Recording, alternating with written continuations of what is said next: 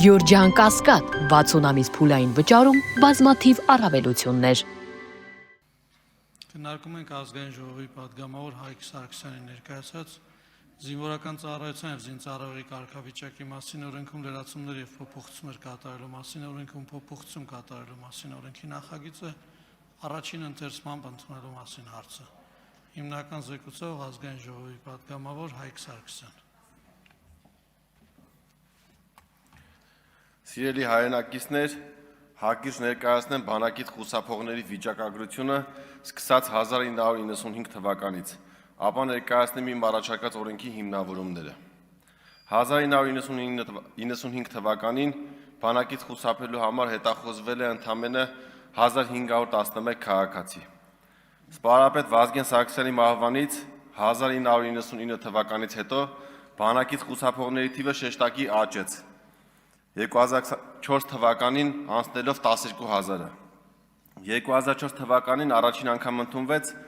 սահմանված կարգի խախտման պարտադիր զինվորական ծառայություն չանցած քաղաքացիների մասին օրենքը։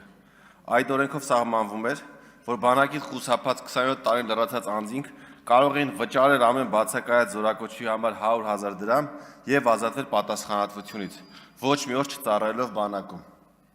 Այս օրենքը ընդունվել էր 1 տարի ժամկետով, սակայն սկսած 2005 թվականից ամեն տարի այն երկարաձգվել է մինչև 2019 թվականը։ 15 տարիների ընթացքում օրենքից օգտվել է 10,656 քաղաքացի։ Ես այդ մոտեցումը անընդունելի էի համարում եւ 2019 թվականին առաջարկում էի բանակից խուսափածներին ազատել պատասխանատվությունից միայն այն դեպքում, երբ նրանք ծառայեն 1 ամիս ժամկետով եւ միաժամանակ պետական բյուջե վճարեն 10 միլիոն դրամ։ Իմ նախագիծը չընդունվեց եւ որակվեց փողի դիմաց ծառայությունից ազատելու խայտարակ օրենք։ Մոռացվեց, որ դրանից առաջ 15 տարի 100 անգամ ավելի ցածր գումարով էին բանակից խուսափածները ազատվում պատասխանատվությունից, ընդ որում ոչ մի օր չծառայելով։ Նույն ազգային ժողովը իմ առաջարկած օրենքը մերժելով 2 տարի անց 2021 թվականին յուրօրինակ համաներման մասին օրենք ընդունեց։ Բանակից խուսափած անձանց ազատելով պատասխանատվությունից առանց որևէ օր ծառայելու եւ առանց որևէ լումա պետական բյուջե վճարելու։ 2021 թվականին բանակից խուսափելու համար հետախոզվում էին 11106 անձ, որից 1360-ը օգտվեցին համաներումից, ազատվեցին քրեական պատասխանատվությունից ոչ մի բանի դիմաց, վճարելով 0 դրամ, ծառայելով 0 օր։ Համաներման մասին օրենքի ընդունումից հետո շարունակեցինք ունենալ հետախոզվողներ, ում 27 տարին լրացել էր համաներումից հետո։ Փաստացի նրանք չէին կարող ոչ համաներումից օգտվել, ոչ էլ գար ծառայել, քանի որ մեր երկրում զինվորական ծառայության տարիքը 18-ից 27 տարեկանն էր։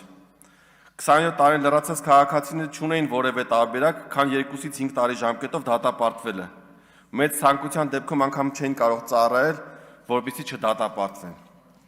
Ստեղծված իրավիճակից որպես ելք ես առաջարկեցի բանակից խուսափածներին տանք դատապարտվելուն այլընտրանք, քանի որ պետությունը նրանց դատելով ոչ միայն ոչինչ չէր շահում, այլև ֆինանսապես տուժում է։ Առաջարկեցի սահմանել, որ նրանք, ովքեր կգան ու կծառայեն 2 տարի ժամկետով չդատապարտվեն, կշահի եւ պետությունը, եւ բանակից խուսափած քաղաքացին, քանի որ պետությունը կունենա 2 տարի ժամկետով ծառայող լրացուցիչ զինծառայող, իսկ բանակից խուսափած քաղաքացին կնախընտրի 2 տարի ժամկետով ծառայել, քան 3 տարի ազատազրկվել։ Առաջին դեմ կարծիքը պաշտպանության նախարարությունը արտահայտեց։ Ինչպես կարող է 27 տարին լրացած տղան ծառայել բանակում։ Իմ պատասխանը շատ պարզ էր։ Այնպես ինչպես այլ երկրներում, մասնավորապես Ադրբեջանում պարտադիր զինվորական ծառայության են մեկնում 18-ից 40 տարեկան տղաները, Թուրքիայում 20-ից 41 տարեկան, Իրանում 18-ից 50, Սիրիայում 18-ից 42, Հունաստանում 19-ից 45 տարեկան տղաները։ Բացի դրանից մեր օրենսդրությամբ սահմանված է, որ շարքային կազմի պայմանագրային զինվորական ծառայության կարող են անցնել մինչև 40 տարեկան անձինք։ Եթե 40 տարեկանը կարող է լինել շարքային պայմանագրային, նշանակում է կարող է լինել նաև շարքային ժամկետային։ Ինձանից 3 տարի պահանջվեց, որպեսզի կարողանամ հիմնավորել այս պարզ միտքը, ավելի լավ է տանք ծառայելու կամ գումար վճարելու հնարավորություն, քան ազատազրկենք բոլոր խուսափածներին։ Ցավոք սրտի օրենքի ընդունման վերջին պահին Պաշտպանության նախարարությունից ասացին, որ եթե չընդունեմ իրենց առաջարկը, որ օրենքը տարածվի միայն օրենքի ընդունման պահին 27 տարին լրացածների վրա, ապա իրենք դեմ կլինեն նախագծին եւ այն չի ընդունվի։ Ես փորձում եմ բացատրել, որ այդպես չի կարելի։ Ելի նույն բանն է լինելու, ինչպես 2004 թվականից սկսած։ Խուսափածները չեն գալու ծառայելու սահմանված տարիքում, ոչ էլ գալու են դատապարտվելու։ Մնալու են փախած միջև վաղեմության ժամկետն անցնի։ Արդյունքում եւ իրենք են տուժելու, փախած ապրելով այլ երկրում, առանց անձնագրի եւ պետությունն է հսկայական ռեսուրս կորցնելու։ Պաշտպանության նախարարը չընդունեց այս ակնհայտ դրական վերջացնում եմ կներեք կես րոպե։ Պաշտպանության նախարարը չընդունեց այս ակնհայտ դրական արդյունքի բերող առաջարկությունը, այն ժամանակ ես համաձայնեցի իրենց առաջարկին, որպեսզի օրենքը թեկուզ այդպես ընդունվի, այդ պահին 27 տարին լրացած տղաները կարողանան օգտվել օրենքից եւ վերադառնան Հայաստան։ Ես համաձայնեցի պայմանով, եթե առաջիկա 2 տարիներին չկարողանանք բանակից խուսափածներին բերել ծառայության եւ 2 տարի հետո ունենանք 1000-ից ավել 27 տարին լրացած խուսափածներ, ես նորից օրենքում փոփոխություն կատարելու նախագծով հանդես կգամ։ 2024 թվականի հունվարից անցել է ուղիղ 2 տարի։ Այժմ ունենք 1200-ից ավել տղաներ, ովքեր չունեն որևէ այլընտրանք, քան Հայաստան վերադառնալու դեպքում դատապարտվել է։ Այսօր ներկայացված փոփոխությամբ այս հարցը կլուծվի մեկընդմիշտ։